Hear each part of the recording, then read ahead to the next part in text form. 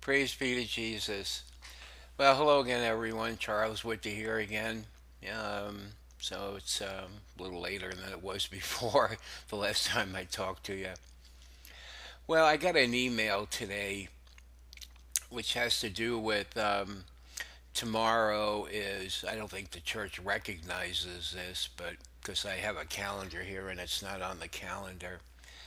But the email says it's the feast day of Our Lady of La Salette, September 19th. Um, and I feel like Mother is telling me that she wants me to do something with this, and I believe I understand what it is she wants me to do, which we'll get to in a minute. First, I want to say that La Salette is one of the four major prophecies or apparitions by her that is recognized at least by a bishop. And actually, the last one, Akita, in the 1980s, was recognized by the church. And that one's really heavy. I mean, heavy like, it's really, it speaks very clearly about the times in which we live. So, any of you who want to listen to this message, some of you, maybe a lot of you are already aware of the prophecies, and I'm speaking specifically about Our Lady of Good Success, which was in the early 1600s. That one said, among other things, that the smoke of Satan would enter the Vatican shortly after the middle of the 20th century. So the middle of the 20th century is 1950, and shortly after that, bingo, Vatican II. The second one is La Salette, which is in 1846, I think. Let me see here. 1846, which was approved by another bishop. If it's approved by the church, I think it's also been approved by the church, but I may be wrong about that. Um, the third one is Fatima. Of course, we don't really know if the second part of the third secret has really been revealed. A lot of people think not, those who know all that has transpired, over the years and what the Vatican has said about this. And the fourth one is Akita. So if you're not familiar with any of these, or, if there is one that you're not familiar with, you might think about studying up on it because all of these four prophecies really shed a great deal of light on what's going on in the church right now. And it'll give you, it'll sort of like maybe fill in some blanks or whatever. Um, I think in the least it'll give you more confidence and more strength and assuredness, inside your own heart, um, that you're on the right track, that what you believe is going on is really going on. So what I believe Mother wants me to do is to read to you here. Now, I'm going to read to you a couple of messages. I'm not even going to tell you where they came from because I don't want to get caught up in, like, oh, well, who's that message from, This is, real typical. It's the first thing the enemy does is to take a person's attention away from the message and put it on the messenger. This is a very common trick that he does. So I'm not even going to tell you where any of this comes from. It doesn't really matter. Um,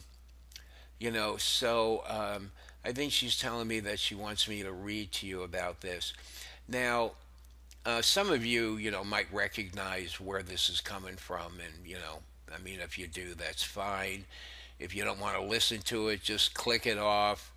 If you want to make a comment that said these are false messages, I allow things like that. I mean, that's your opinion. You're allowed to, as long as you don't use curse words or, say something really inappropriate. I let people pretty much say what they want. Well, anyway, in the book of Daniel, I'm going to go, where am I at here? All right, hold on. In chapter 10, the book of Daniel, Daniel 10:21. But I shall tell you what is written in the book of truth. All right, now, the book of truth is what Daniel was given, and God told him to seal it up and that it would be revealed at the end of times. So there's a little note here. Now I'm reading from the U.S. Conference of Catholic Bishops site here. So this is their footnote. All right. So 1021, the Book of Truth, a heavenly book in which future events are already recorded. All right. This is what the Book of Truth is. So when the first thing is when people we all believe that the Bible is complete, and that's not really true, because there's this something called the book of truth, which is to be revealed at the end of times. There's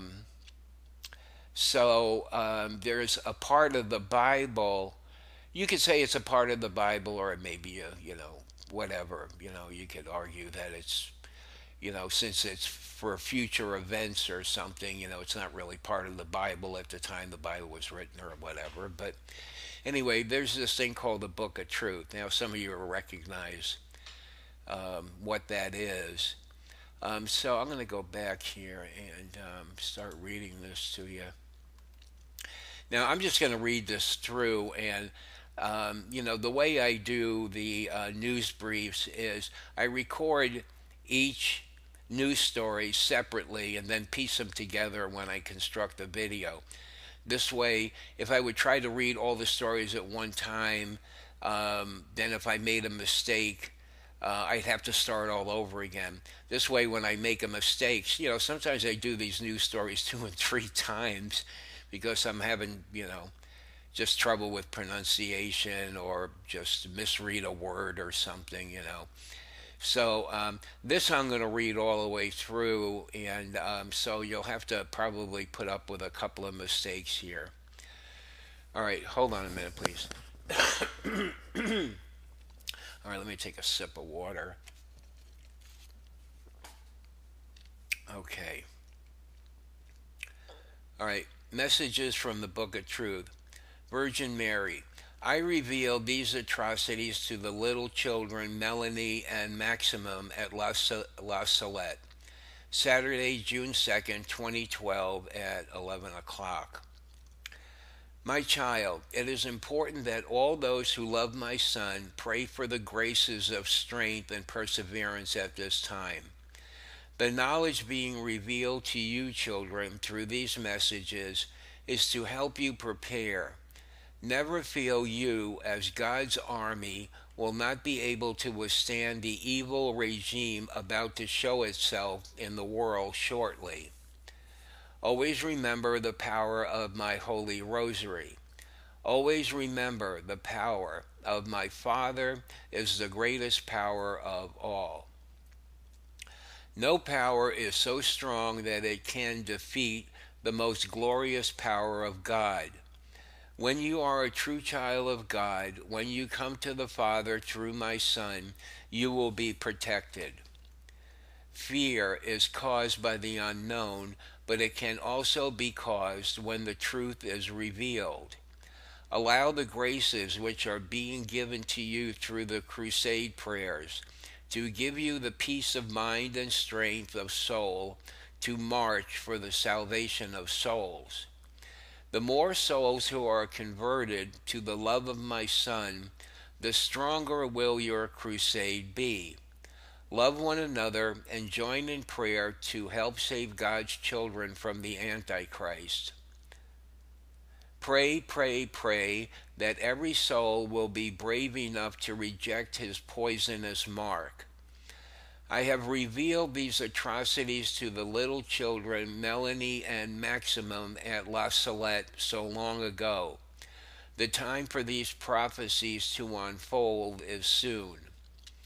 These children were told of the evil plans and accepted what I told them.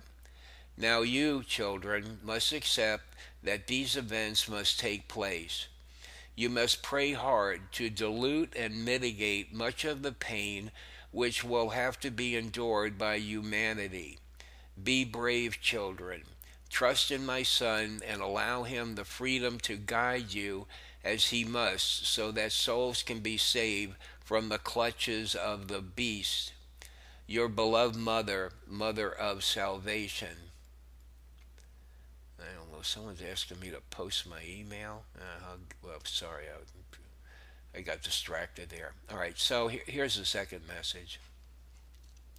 I need to get rid of that so I can read here. All right, Mother of Salvation. The time for the prophecies of La Salette and Fatima to be fulfilled is very close. Wednesday, August 13th, 2014 at 14:39 hours. My dear children, the time for the prophecies of La Salette and Fatima to be fulfilled is very close. You must not fear these times, but rather embrace them, for you must know that my Father's covenant will be finally completed as it was meant to be. The Antichrist will eventually take up a seat in my Son's church on earth, and nothing will prevent this from happening. That's quite a statement right there, because usually prayer and sacrifice can not only mitigate certain chastisements, but they can eliminate them.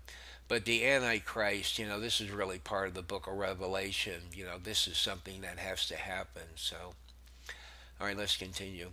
Many will deny the prophecies which I reveal to the world, and they will do this at their peril. Those who refuse to accept the warning given to the world and who follow the enemies of God will put their souls in jeopardy. And it is for these misguided souls that I ask you to pray fervently. People would only read these messages. People think that this stuff comes from the devil, and it's just, I don't know if they've ever really even read a message. I mean, there's 1,330 or 1,333 messages that are coming every day for like 5 years. They're just so full of so much information. They're really amazing. Anyway, back to the message here. The battle for the human race and for the salvation of all of God's children is being fought at present, and great harm is being inflicted upon all of those who stand firm to the truth of all that my Son revealed to the world. You can never take one part of his word or the Holy Bible and then discard it in favor of something which may make you feel more comfortable. The truth is never easy to accept, for it can strike fear into the hearts of even the bravest and most courageous Christians. The truth is always rejected, and when the thorns were placed upon the sacred head of my Son, Jesus Christ, the priests and the elders at the time were praying in the temple, giving glory to God, while their cohorts cursed him as he died on the cross. That was the way it was then, and this will be the way it will be when the world retaliates against the Word of God and turns it inside out and upside down. I urge you, dear children, to accept the truth, as it will be the means by which you will march more easily towards the kingdom of the new era. This is like where the new heaven meets the new earth after the second coming. This is about the 1,000 years of peace and on the new earth. All this is explained, to a lot more in the messages. Without acknowledging what you are being told now, many souls will fall into error and embrace the beast. They will give up every individual civil right and liberty when they idolize the enemies of my Son, until, finally, they will hand over their souls to the evil one. Fear of the truth can lead to resentment because it can be very difficult to swallow. Resentment leads to anger, and anger leads to hatred. Hatred against this mission, and even other missions before it, will escalate, and those who love me, the Mother of God, will be encouraged to denounce it. How it saddens me when my name is used to insult the word of Jesus Christ, the one and only Savior of mankind. Confusion will be wreaked upon my Marian groups so that they will begin to doubt the warnings I was instructed to present to the world at La Salette and Fatima. People will shun what I said, and they will believe the prophecies given are to be for another time in the far distant future. I got to get rid of this pop up here too. All right, so we're almost done. As all turmoil erupts, and when the doctrine contained in my father's book is rewritten and presented to the world as being authentic, that's another thing that's supposed to happen, the rewriting of the Bible. I know it's hard to believe, but whoever would have believed, what's going on nowadays, whoever would have believed this 10 years ago. Only those, let me reread this. As all turmoil erupts, I shouldn't do that. Someone told me not to do that. Not to throw in my own comments until I get to the end, but by the end I would have forgotten what I was going to say. I'm sorry. Here, let me just reread. We're at the last paragraph here. As all turmoil erupts, and when the doctrine contained in my father's book is rewritten and presented to the world as being authentic, only those with true discernment will understand the truth. You must pray hard for the survival of my son's church, his body on earth, so that he is not discarded and thrown out to the dogs. When that day takes place, the justice of God will intervene and humanity will understand, finally, what it is like to be plunged into darkness. The day the light of God is extinguished is the time when all things will be fulfilled as prophesied. So, prophecy can be hard to understand, but, I encourage everyone to read prophecy. God will talk to you. It's like praying. God talks to you when you're reading prophecy. If you sit there and you think about, well, here, Lord, can you explain to me a little bit about, what this is, or give me some insight?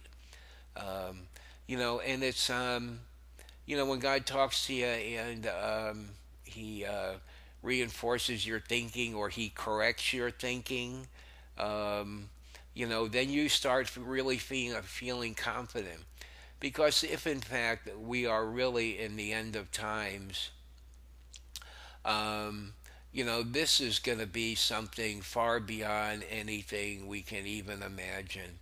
The starvation, the persecution, the martyrdom, the diseases. People will live in fear. There's all kinds of things that are going to happen, that are just, I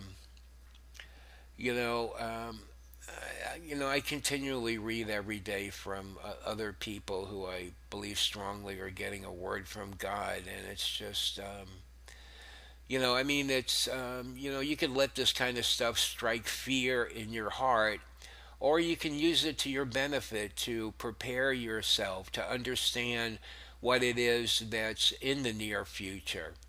And I'm saying the near future within the next several years, and that's pretty near. I'm not talking 10, 20 years down the road. Things are moving, just much too quickly. Things are going to, once the snowball starts, gathering momentum and getting bigger and going faster, it's just going to mow over, 95 or 99% of people. They're just not going to have any idea what's happening. And, So prophecy and having a knowledge of what's going on day to day in the church really gives you the ability to keep things in perspective. It helps you like build a trust in God that you need to depend on God. You can't depend on the world because the world is on the verge of falling to pieces. Um, so I encourage everyone to um, read prophecy. And, there's one particular site where this man sort of does what I do. He gathers up prophecy, Catholic prophecy from different places around the internet. Now, not just like any place, but places that he's prayed about and that has a good, sort of good track record of, um, the person receiving apparitions over a period of time, and he reads them carefully and makes sure there aren't any, obvious mistakes in them. Anyway, I'll leave that. I'll try to remember to leave that link in the description box. Anyway, I just felt like Mother was telling me to read this to you. So anyway, I'm going to tell you that this is from Maria Divine Mercy, who, of course, the church, just immediately condemned. I mean, they didn't like what she was saying at all. Well, of course not. A lot of the early messages point the finger right at, the Pope, so, and the Vatican, and the corruption, not only the moral corruption, the financial corruption, the secrecy. Well, of course it's going to be condemned, and it was condemned by a bishop who's a modernist, you know. So that's why her messages stopped in 2015.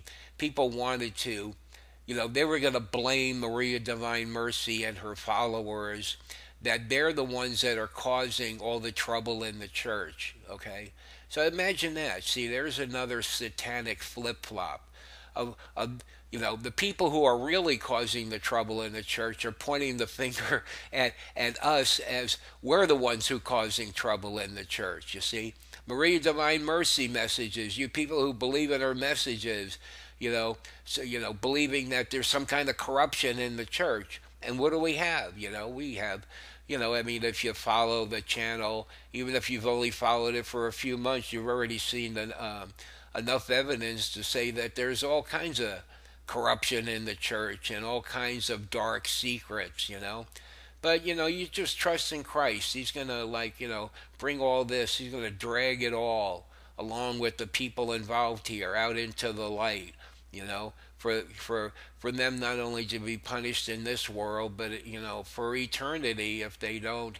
You know, I mean, I just wish so much that some of these cardinals and bishops would you know, just stand in front of a bunch of people in front of a camera and just cry and just say, I am so sorry. I am just, and really, really apologize for, and to be specific about, their secrets. And it's a lot to ask of someone to drag out their dirty laundry, so to speak, for all the world to see.